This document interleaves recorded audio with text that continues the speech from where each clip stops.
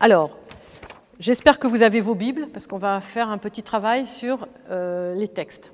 Alors, ce que je voudrais voir ce matin, j'espère qu'on va avoir le temps, on va voir. Si on n'a pas le temps, on continuera cet après-midi. Puisque les évangiles ne sont pas canoniques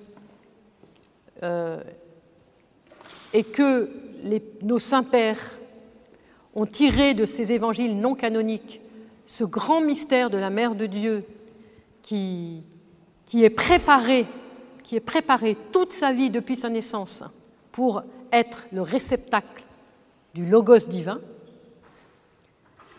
Qu'est-ce que, dans la tradition liturgique, nos saints-pères ont gardé de cette tradition du protévangile de Jacques, donc cet évangile non canonique, et comment ils ont transformé cette tradition? Voilà, je pense que c'est ça l'essentiel. L'Église est une mère et elle nous donne toujours la vérité. Et c'est très intéressant, surtout pour ceux qui n'ont pas forcément un discernement comme ça du premier. C'est très intéressant de voir comment elle éduque son peuple, l'Église, pour être vraiment dans la vérité et dans le mystère. Tout à l'heure, on a entendu, comme on entend tous les dimanches et à toute la liturgie, nous, mystiquement, nous nous tenons ici comme les chérubins. Mais est-ce qu'on est des chérubins? On a des ailes, etc. Nous sommes mystiquement comme des chérubins. C'est-à-dire que nous voulons essayer d'accueillir le roi de gloire qui va venir sur l'autel, comme les chérubins qui entourent dans la liturgie céleste, qui entourent le Christ. De même, les saints-pères vont mettre l'accent non pas sur la petite histoire de la Mère de Dieu qui rentre dans le temple avec tout ce que le prêtre-évangile nous raconte, mais sur l'aspect mystique, sur l'aspect la Mère de Dieu, qu'est-ce qu'elle est? Elle est le réceptacle divin de la divinité, elle est un temple mystique. Donc c'est comme ça qu'il faut qu'on lise les textes. Donc pour nous préparer et pour comprendre ces textes, il faut se mettre dans cette atmosphère. Et ces textes-là que les saints-pères nous donnent sont les 3 textes des vigiles, donc de la veille de la fête, qui sont 3 textes du Premier Testament. Donc je les avais notés ici hier. Je ne sais pas si vous les voyez, les références. Et j'avais expliqué hier également que toutes les fêtes de la Mère de Dieu, toutes contiennent les mêmes textes, les mêmes 3 textes au vêpres, au vigile, sauf pour cette fête tout à fait étonnante de l'entrée de la Mère de Dieu, c'est-à-dire la fête du 21 novembre. Le 21 novembre, sur les 3 textes qui sont les mêmes pour toutes les fêtes de la Mère de Dieu, il n'y en a que un qui est commun aux autres et 2 autres qui ne sont pas communs. Donc celui qui est commun, comme je disais hier, c'est le prophète Ézéchiel, mais les 2 autres textes, le premier livre des rois et le livre de l'Exode, ne sont pas communs aux autres fêtes de la Mère de Dieu. Donc il y a bien une spécificité sur laquelle les saints-pères ont voulu nous alerter. Alors je propose qu'on les lise, et je pense que c'est bien d'avoir nos Bibles, parce que peut-être ça sera intéressant à un moment donné ou à un autre d'avoir le contexte global.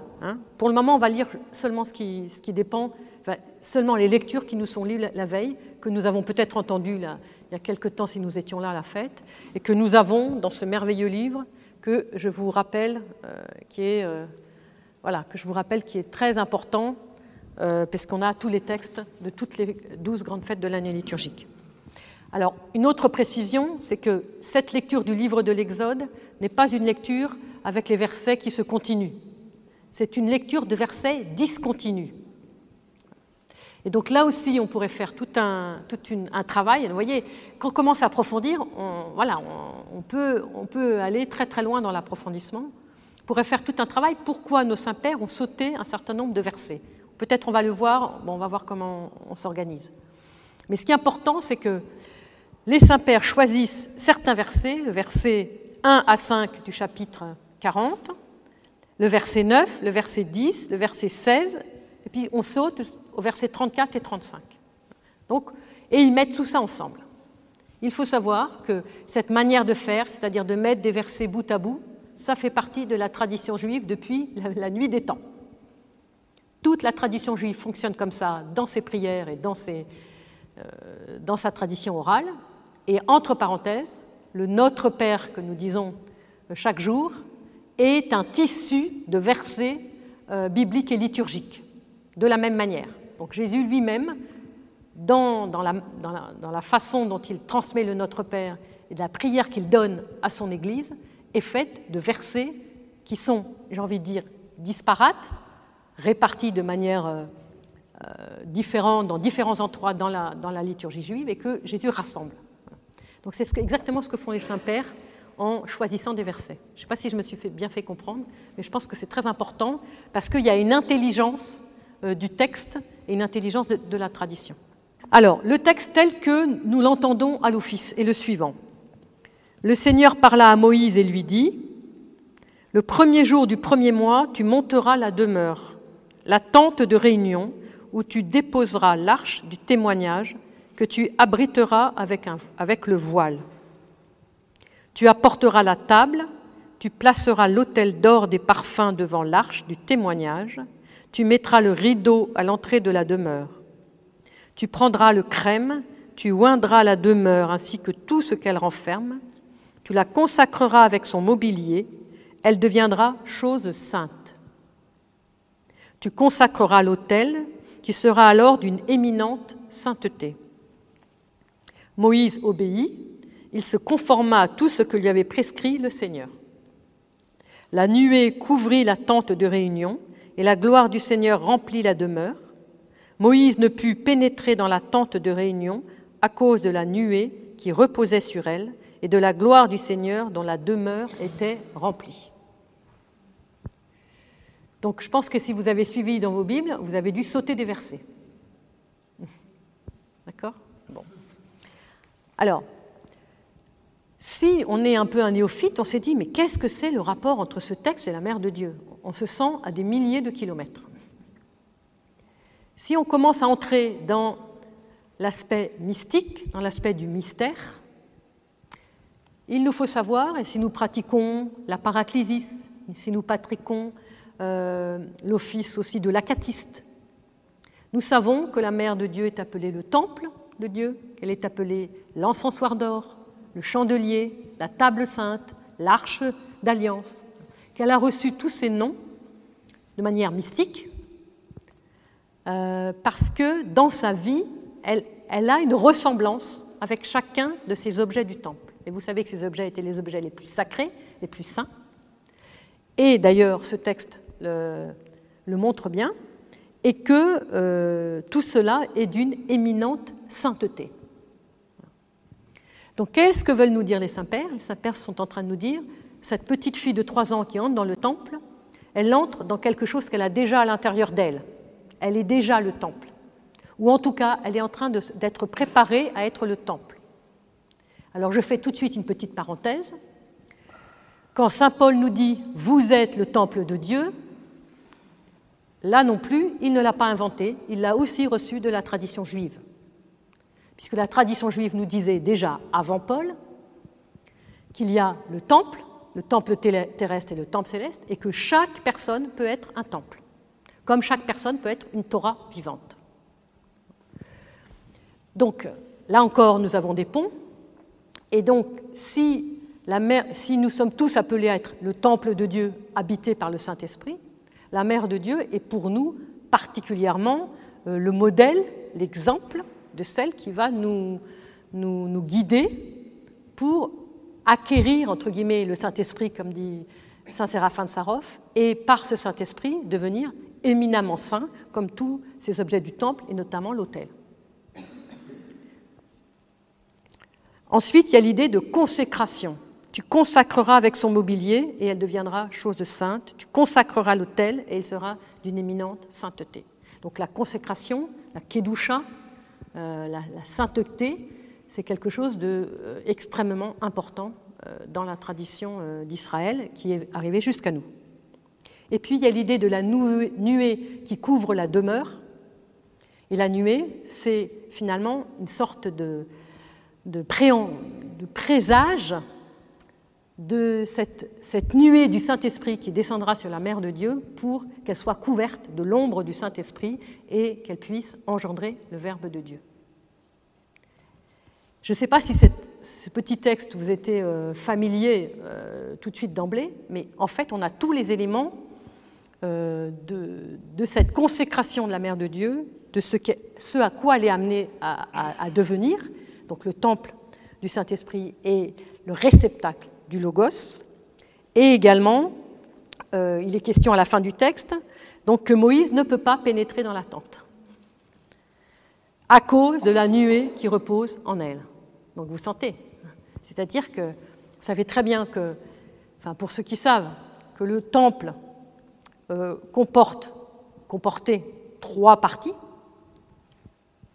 et que la 3e partie est le débir, c'est-à-dire le Kodesh HaKodashim, le Saint des Saints, et que dans le Saint des Saints, nul n'avait le droit d'entrer, sauf le grand prêtre, une fois par an. Et encore, après des semaines de purification, très complexes, avec des règles très très précises, justement pour qu'il soit lui aussi d'une éminente sainteté. Ici, on est dit, Moïse ne peut même pas entrer dans la tente de réunion. Donc ça nous montre que même Moïse, qui est le plus grand de la Torah, qui est lui qui a passé 40 jours et 40 nuits auprès de Dieu, qui a été comme un ami, P alpé, il lui parlait P alpé, bouche à bouche, comme un ami. Même Moïse, il ne peut pas entrer dans la tente. Donc c'est une manière très subtile que les saints-pères nous disent, il ne peut même pas accéder au niveau de la sainteté de la Mère de Dieu. C'est normal, puisqu'il n'a pas accueilli le Logos en son sein. Mais vous sentez que tous les éléments qui nous sont précieux à connaître pour découvrir à quel point les saints-pères ont cette conscience de la sainteté de la Mère de Dieu dès sa naissance, dès son entrée au temple à 3 ans. Alors ensuite, on peut dire aussi que le fait que Moïse ne puisse pas entrer, puis le fait qu'il y ait ce voile, ça peut être aussi, on peut aussi éventuellement l'interpréter comme ça, c'est cette garde de sa virginité. Voilà. La garde de sa virginité, mais qui sera encore rappelée dans le dernier texte, qui est le texte d'Ézéchiel, qu'on verra tout à l'heure. On va regarder le livre des rois et on va passer la diapositive qui correspond à ce livre. À ce texte. Qu'est-ce qu'on voit sur cette fresque? Bon, c'est une fresque dans une église. Donc, vous savez très bien que dans nos églises, dès les temps les plus anciens, les fresques ne concernaient pas seulement le Nouveau Testament. Il y a beaucoup de récits, de scènes du Premier Testament. Alors, on va lire le texte, et puis après, on va essayer de faire un petit commentaire sur la fresque. Il arriva, lorsque Salomon eut achevé la construction du temple, qu'il convoqua les anciens d'Israël à Jérusalem pour faire monter de la cité de David, qui est Sion, l'arche de l'alliance du Seigneur. Et les prêtres portèrent l'arche et la tente de réunion avec tous les objets sacrés qui y étaient. Le roi Salomon et tout Israël avec lui se tenaient devant l'arche. Les prêtres apportèrent l'arche de l'alliance du Seigneur à sa place, au débir du temple. Donc on a même le mot en hébreu, le Saint des Saints, le débir, c'est-à-dire au Saint des Saints, sous les ailes des chérubins. En effet, les chérubins étendaient leurs ailes au-dessus de l'emplacement de l'arche et faisaient un abri au-dessus de l'arche et de ses barres. Il n'y avait rien dans l'arche, sauf les 2 tables de pierre que Moïse y déposa à l'Horeb, les tables de l'alliance que le Seigneur avait conclues avec les Israélites à leur sortie d'Égypte. Or, quand les prêtres sortirent du temple, la nuée remplit le temple du Seigneur, et les prêtres ne purent pas continuer leur fonction à cause de la nuée. La gloire du Seigneur remplissait le temple du Seigneur. Donc vous sentez que dans cette seconde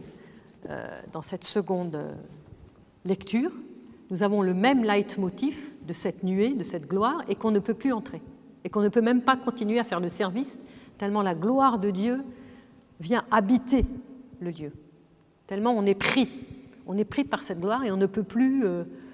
on reste saisi par la gloire divine qui habite le lieu, comme la Mère de Dieu a dû être saisie au moment de l'Annonciation, très certainement. Alors, dans cette fresque, ce que nous voyons, je ne suis pas une spécialiste de l'icône, bien que je sois vraiment une très grande admiratrice de cette grande tradition de l'iconographie dans notre tradition byzantine. Ce qu'il y a marqué en grec en haut, c'est, je vais vous le traduire directement, c'est le transport de l'arche au temps de Salomon. Le transport de l'arche au temps de Salomon. Et ce transport de l'arche est l'occasion d'une grande fête. Tout le monde est là et tout le monde veut accompagner l'arche pour la faire monter à Sion, la cité de David. Et quelle sera sa place? Elle sera dans le temple de Salomon, dans le Saint des Saints. Alors vous savez qu'il y a tout un tas de très longs épisodes avant que ce temple de Salomon ait pu se construire. Et qu'il y a eu d'abord la première demeure qui était celle du désert, celle que nous avons lue dans les livres de l'Exode. Donc, dans l'Exode, au désert, on n'avait pas un temple en dur. On avait une toile, mais dont la configuration était la même chose que le temple du désert. Donc le Mishkan, on dit en hébreu le Mishkan, mais tout était placé de la même manière que ce que ce sera plus tard en dur dans le temple de Salomon.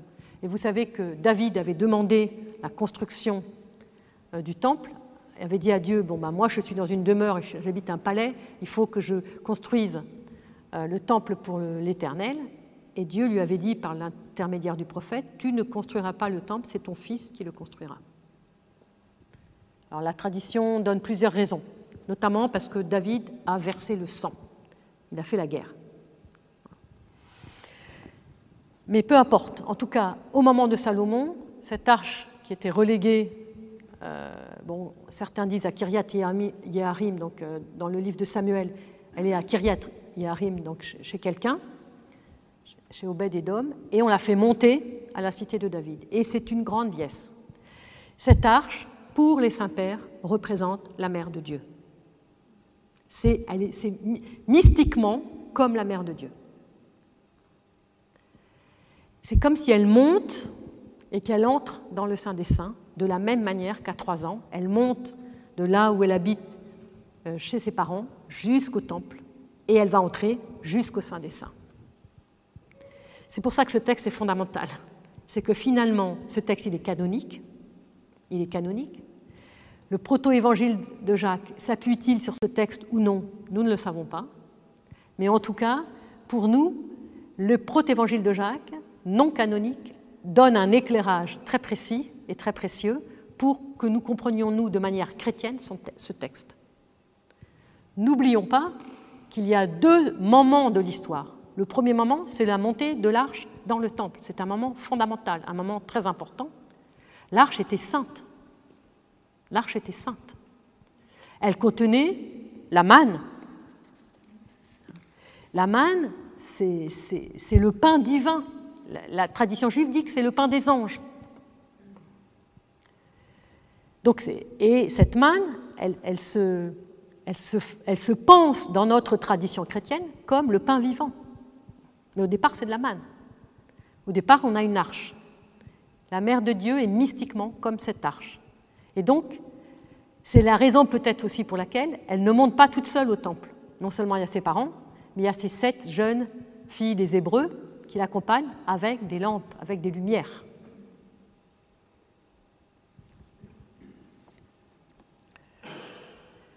Et comme par hasard, au moment où elle entre, la nuée de gloire saisit le temple. Donc c'est lumineux quelque part, on est d'accord. C'est totalement lumineux. Je ne sais pas si on peut donner beaucoup. Alors, un iconographe pourrait vous parler de cette fresque pendant des heures, hein, parce qu'il y a toute la symbolique des couleurs. Vous voyez bien, l'arche, elle est en doré. Vous savez très bien que tout ce qui est doré ou or, c'est le monde céleste dans la tradition. Peut-être tu as peut-être envie de dire quelque chose, Catherine, sur le plan symbolique. La lumière. Ouais. Voilà, la lumière. Voilà. Et puis là-haut, les 6 rayons voilà, qui montrent qu'il y a la lumière divine qui descend hein, sur l'arche. Quoi, hein, c'est la sagesse divine. Voilà, la sagesse divine. Voilà. Et puis nous avons Salomon, donc avec sa couronne, au milieu de ses dignitaires, qui accompagnent dans cette liesse. Voilà, le rouge, c'est l'Esprit Saint. Oui, le rouge, c'est l'Esprit Saint. Ouais. Est-ce que ça vous éclaire un peu plus, déjà je pense que c'est... Donc, relisons ces textes. Ne les sortons pas trop vite de leur contexte. Ils sont d'abord les textes du Premier Testament. Il y a une histoire autour de l'arche qui est très importante. Et puis ensuite, comprenons comment les saints-pères ont saisi mystiquement la mission et l'appel de la Mère de Dieu depuis sa conception. Je voudrais qu'on lise un autre texte qui ne fait pas partie des textes qui sont lus la veille du 21 novembre. Alors ça c'est très intéressant aussi parce que c'est le livre de Samuel, 2 Samuel 6, mais si nous avons une Septante, donc une Bible grecque, nous allons le trouver dans le livre des rois. D'accord ? Bon. Moi, je n'ai pas une Septante, j'ai une Bible ordinaire. Donc, je pense que c'est le début du chapitre. Voilà. Donc là, on peut présenter la deuxième fresque. David n'a pas construit le temple, mais il a proposé une convergence de toute cette tradition d'Israël sur Jérusalem. Et il a fait de Jérusalem la Sion, la cité de David. Donc son rôle est fondamental par rapport à cette ville. Il en a fait une ville sainte, en fait. Tout a convergé là.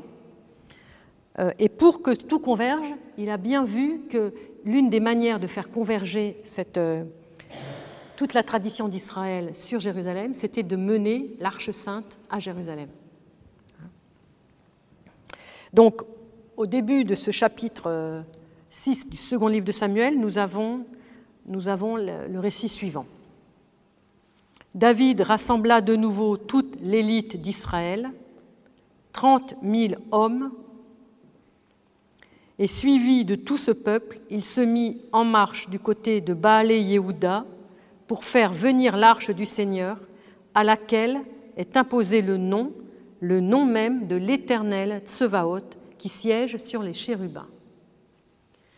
Donc, le renseignement supplémentaire que nous avons avec ce texte, c'est l'arche, sur cette arche est imposé un nom qui est le nom de Éternel Tsevaot, c'est-à-dire l'Éternel des armées. Donc c'est l'idée de l'Éternel au-dessus de toutes les armées célestes, au-dessus de tout. On plaça l'arche du Seigneur sur un chariot neuf et on la transporta hors de la maison d'Abinadab, située sur la colline. Uza et Ahio, fils d'Aminadab, conduisirent ce chariot neuf. Ils la voiturèrent jusqu'à la maison d'Abinadab, située sur la colline, en accompagnant l'arche du Seigneur, et Ahio marchait en avant de l'arche. David et toute la maison d'Israël jouaient devant les seigneurs de toutes sortes d'instruments, de bois, de cyprès, harpes, luttes, tambourins, sistres et cymbales. Comme on arrivait à l'aire de Nachon, Uza s'élança vers l'arche du Seigneur et la retint parce que les bœufs avaient glissé. Donc cette arche, elle est sur un chariot, le chariot est tiré par des bœufs, et les bœufs, à un moment donné, peut-être qu'il y avait de la boue, enfin on ne sait pas trop, mais glissent. Et donc, si les bœufs glissent, là, il y a une pente, et puis l'arche sur le chariot, elle risque de tomber. Donc Uza, il essaie de la récupérer. C'est exactement ce qu'on voit sur l'image. La colère du Seigneur s'alluma contre Uza, et il le frappa sur place pour cette faute. Et il mourut là, à côté de l'arche de Dieu. Donc si nous ne sommes pas un tout petit peu avisés, nous pouvons être scandalisés par ce verset. On se dit quand même, Dieu, il y va un peu fort. L'autre, il retient l'arche pour pas qu'elle tombe, donc il fait quelque chose de bien, et puis Dieu le fait mourir sur place. Donc ça, c'est un premier niveau de lecture qu'on appelle le pshat, qui est le niveau de celui qui a compris de manière très pauvrement. Maintenant, il faut monter à un deuxième niveau, qui est le niveau un peu plus mystique, un peu plus élevé.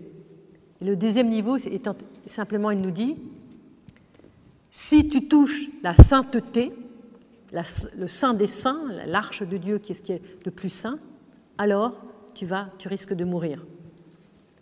Parce que la sainteté, ça brûle. Parce que la sainteté, c'est intouchable pour un homme. Donc c'est ça qu'il faut comprendre. D'accord ? C'est le plus important, c'est ça.